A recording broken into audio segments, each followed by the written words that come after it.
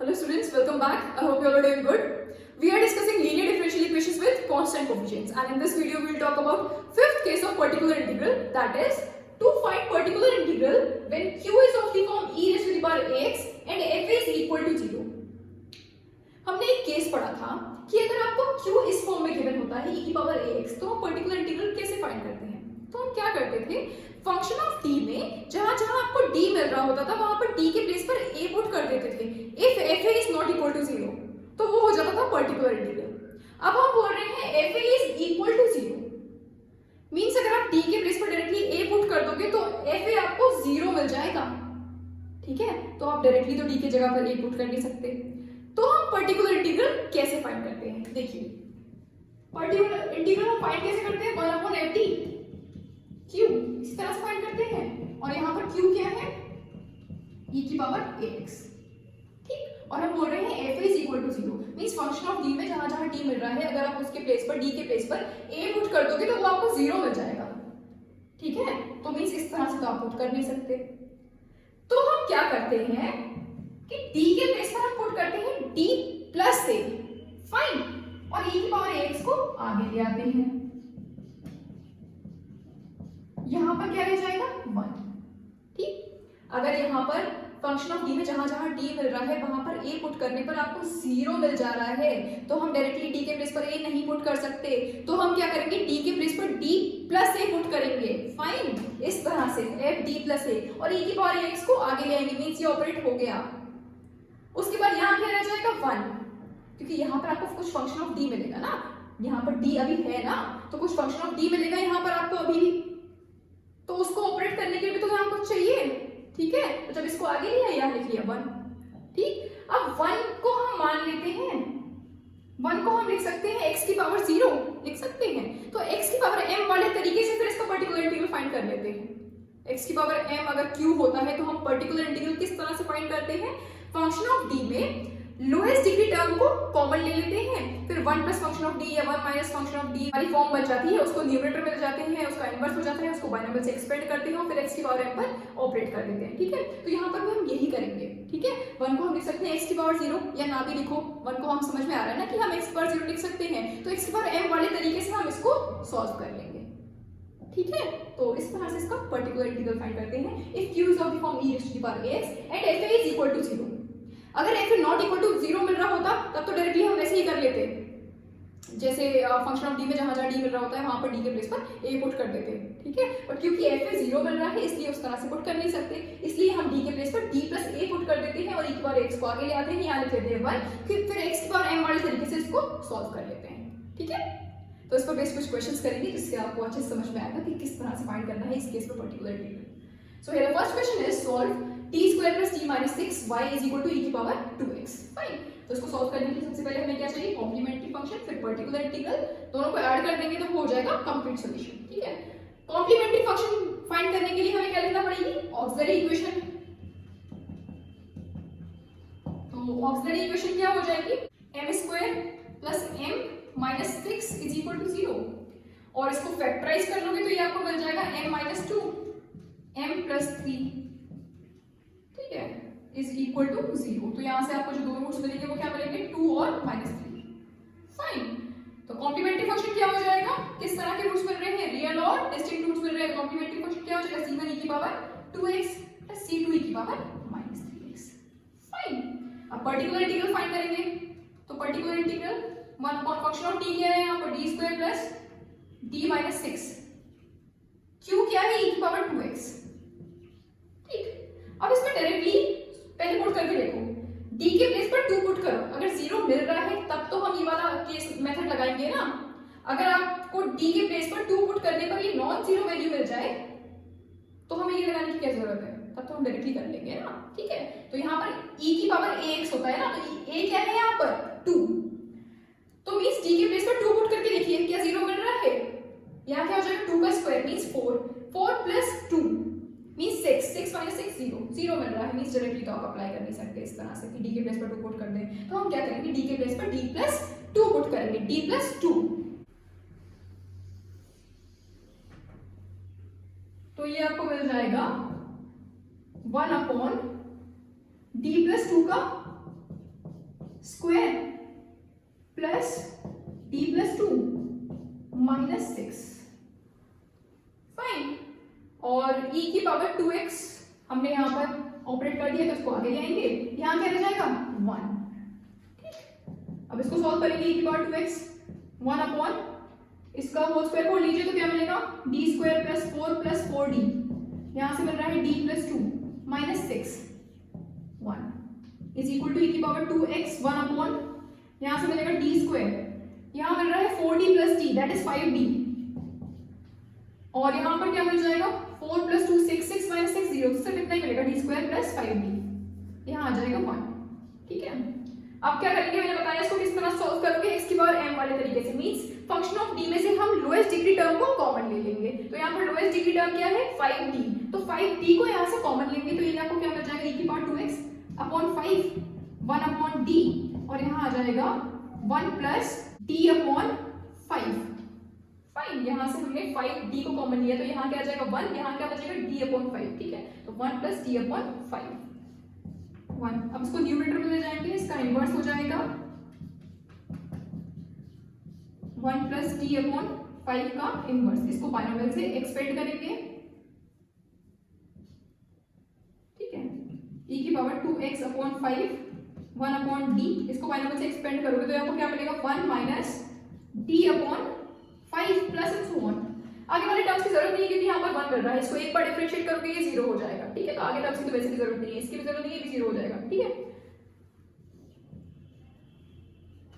e की power 2x upon 5 1 upon d, इसको operate कर दीजिए 1 पर तो यहाँ से तो मिल जाएगा 1, और यहाँ क्या है d, तो मतलब 1 का एक बार differentiation with respect to x, तो एक बार इसको डिफरेंशिएट करोगे मींस 0 हो जाएगा। ठीक है, तो ये था आपको 1 मिल गया, सिर्फ 1 यहाँ से, और 1 अपॉन d मिल रहा है यहाँ पर। 1 अपॉन d का मतलब क्या है 1 का integration with respect to x, तो ये आपको क्या मिल जाएगा x, तो ये हो जाएगा x e की पावर 2x अपॉन 5, ये मिल गया आपको। ठीक है, पर्टिकुलर इंटीग्रल। अब c और pi को ऐड कर देंगे, वो हो जाएगा complete solution. Hence the complete solution is y is equal to cf plus pi। CF क्या मिला था हमें C1 e की power 2x plus C2 e की पावर माइनस 3x, और PI क्या मिला x e की power 2x upon 5। So this is the required solution of the given differential equation. Fine, I hope समझ में आया होगा आपको ये केस। अब एक और क्वेश्चन करेंगे इस पे बेस्ड। तो नेक्स्ट क्वेश्चन है solve d square minus 3d plus 2y is equal to cos hyperbolic x। ठीक है, इसको सॉल्व करने के लिए पहले कॉम्प्लीमेंट्री फंक्शन फाइंड करेंगे, फिर पर्टिकुलर इंटीग्रल फाइंड करेंगे, दोनों को ऐड कर देंगे, वो हो जाएगा कंप्लीट सॉल्यूशन। ठीक है, तो कॉम्प्लीमेंट्री फंक्शन के लिए हमें क्या चाहिए ऑक्सिलरी इक्वेशन चाहिए। ऑक्सिलरी इक्वेशन क्या हो जाएगी, the auxiliary equation is m square minus 3m plus 2 is equal to 0। ठीक है, इसको फैक्टराइज करेंगे तो ये आपको मिल जाएगा m minus 1 m minus 2 is equal to 0।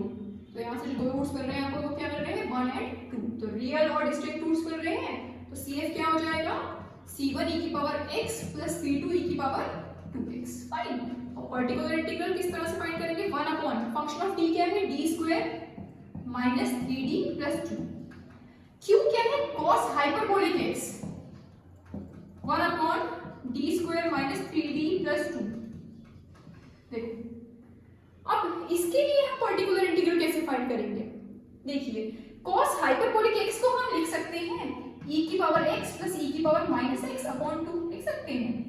cos hyperbolic x को हमने एक्सपोनेंशियल फॉर्म में लिख लिया, इस तरह से लिख सकते हैं e की पावर x प्लस e की power minus x upon 2। Fine, अब इसके लिए अलग अलग करके इनको पर्टिकुलर इंटीग्रल फाइंड करेंगे, मींस एक बार हो जाएगा 1/2 d square minus 3d plus 2 e की पावर x प्लस फिर इसके लिए 1 upon d square minus 3d plus 2 e की पावर माइनस x। ठीक है, तो दोनों को अलग अलग कर लेंगे, फिर इनके लिए पर्टिकुलर इंटीग्रल फाइंड कर लेंगे।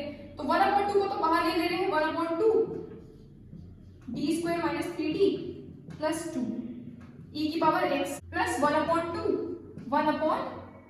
d square minus 3d plus 2 e की पावर माइनस x को पहले 1/2 को हमने बाहर कर दिया, उसके बाद e की पावर x प्लस e की पावर माइनस x इनको अलग अलग करके लिख दिया।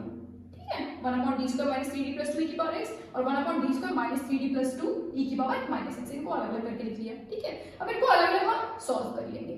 ठीक, 1/2। कैसे सॉल्व करेंगे?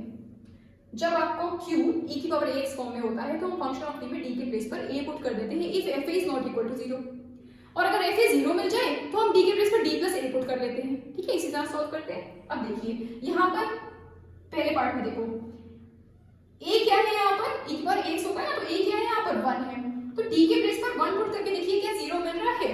अगर 0 नहीं मिल रहा है तो डायरेक्टली हम d के प्लेस पर 1 पुट कर लेंगे, वो हो जाएगा इसका सॉल्यूशन। ठीक है, लेकिन अगर d के प्लेस पर 1 पुट करने पर ये 0 मिल गया तो इस तरह से नहीं पुट कर सकते, तो हम d के प्लेस पर d प्लस 1 पुट कर देंगे। ठीक है, देखो 1 पुट करोगे तो यहाँ मिलेगा 1, यहाँ हो जाएगा -3 + 2, तो मींस 3 - 3 0 मिल रहा है, तो हम डायरेक्टली तो d के प्लेस पर 1 पुट कर नहीं सकते, तो हम क्या करेंगे, d के प्लेस पर क्या पुट करेंगे, d + 1, d के प्लेस पर d + a पुट करते हैं ना if f is equal to 0। ठीक है, तो ये हो जाएगा d + 1 का स्क्वायर -3d + 1 + 2। ठीक, और e की पावर x को हमने ऑपरेट कर दिया तो e की पावर x तो इधर आ जाएगा। ठीक है, और यहाँ क्या हो जाएगा 1 प्लस 1/2, यहाँ पर a क्या है -1, तो इसमें -1 पुट करके देखो क्या ये आपको 0 मिल रहा है या नहीं मिल रहा है। देखो यहाँ पर जब आप -1 पुट करके तो -1 का स्क्वायर दैट इज 1 हो जाएगा, यहाँ पर -1 पुट करके तो प्लस का 3 हो जाएगा। ठीक है, तो यहाँ क्या मिलेगा 1 + 3। ठीक है, 1 + 3 मींस 4, 4 + 2 मींस 6। ठीक है, तो नॉन जीरो वैल्यू मिल रही है, तो यहाँ पर तो आप डायरेक्टली d के प्लेस पर -1 पुट कर सकते हो, यहाँ पर नहीं पुट कर सकते थे क्योंकि यहाँ पर ये 0 हो जा रहा था।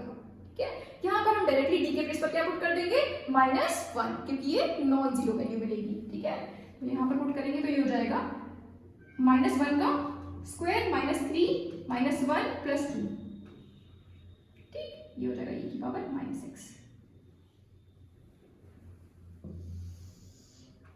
ये आपको मिल जाएगा 1/2, ये लिख रहे हैं इसको e की पावर x/2। ठीक है, 1/, इसको ओपन कर लो, इसको होल स्क्वायर, d + 1 का होल स्क्वायर है ना, तो ये क्या हो जाएगा d² + 1 + 2d -3d -3, 3 को मल्टीप्लाई कर दिया ब्रैकेट के अंदर, +2.1, और यहाँ से क्या मिलेगा, देखो -1 का whole square that is +1 plus 3 हो जाएगा, नेगेटिव पॉजिटिव हो जाएगा, तो 1 + 3 4 + 2 6। ठीक है, तो e की पावर -x/6 और 6 2 12, तो ये आपको मिल जाएगा e की power -x/12 is equal to e की पावर x/2 1/d²। देखो यहाँ क्या मिल रहा है 2d - 3d that is -d, और यहाँ मिल रहा है 2 + 1 - 3, तो ये तो 0 हो जाएगा, इतना मिल जाएगा d² - d। अब इसको कैसे सॉल्व करेंगे, x की पावर m वाले तरीके से सॉल्व करते हैं ना, मींस यहाँ से हम क्या करेंगे, लोएस्ट डिग्री टर्म को कॉमन लेंगे। लोएस्ट डिग्री टर्म क्या है यहाँ पर -d, तो -d को हम कॉमन ले लेंगे, तो यहाँ हो जाएगा -1/d, यहाँ क्या मिल जाएगा 1 - d। ठीक है, यहाँ से हमने -d को कॉमन लिया, यहाँ गया माइनस, यहाँ गया d, -d को कॉमन लोगे तो यहाँ क्या मिलेगा 1, यहाँ क्या मिल जाएगा माइनस में d। ठीक है, तो हमने लिख दिया 1 - d 1। अब इसको न्यूमरेटर में ले जाएंगे, इसका इन्वर्स हो जाएगा, इसको बाइनोमियल से एक्सपेंड कर लेंगे और फिर 1 पर ऑपरेट कर देंगे। -e की पावर x/2 1/d, 1 - d को न्यूमरेटर में ले जाएंगे, हो जाएगा 1 - d का इन्वर्स, प्लस e की power -x/12 is equal to -e की पावर x/2 1/d। इसको बाइनोमियल से एक्सपेंड करेंगे तो आपको क्या मिलेगा 1 + d, सारे टर्म्स पॉजिटिव में बनेंगे, means 1 + d + t² + t³ + so on. ठीक है, तो एंड सो ऑन हो जाएगा। ठीक है, क्योंकि यहीं पर आपको ये 0 मिल जाएगा, आगे वाले सारे टर्म्स कैसे हो जाएंगे 0, क्योंकि यहाँ पर क्या है 1 है, तो इसको एक बार डिफरेंशिएट करो तो 0 हो जाएगा। ठीक है, प्लस e की power -x/12 is equal to -e की पावर x/2 1/d। अब इसको ऑपरेट कर दीजिए 1 पर, तो 1 × 1 मिल जाएगा, और d ऑफ 1 मींस 1 का एक बार डिफरेंशिएशन। ठीक है, तो ये हो जाएगा 0, तो सिर्फ 1 मिल जाएगा, प्लस e की पावर -x/12 1/d का मतलब 1 का integration with respect to x। ठीक है, तो 1 को इंटीग्रेट करोगे विद रिस्पेक्ट टू x तो क्या मिल जाएगा x। ठीक है, अगर न्यूमरेटर में d गिवन होता है इसका मतलब होता है डिफरेंशिएशन, डिनोमिनेटर में d गिवन होता है इसका मतलब क्या होता है इंटीग्रेशन, तो यहाँ पर क्या है डिनोमिनेटर में d है, इसका मतलब 1 का integration with respect to x, तो ये क्या हो जाएगा x, तो ये आपको मिल जाएगा यहाँ से -x e की पावर x/2 प्लस e की पावर -x/12। ठीक है, ये हो गया पर्टिकुलर इंटीग्रल। अब पर्टिकुलर इंटीग्रल और सीरीज को ऐड कर देंगे, वो हो जाएगा complete solution. Hence the complete solution is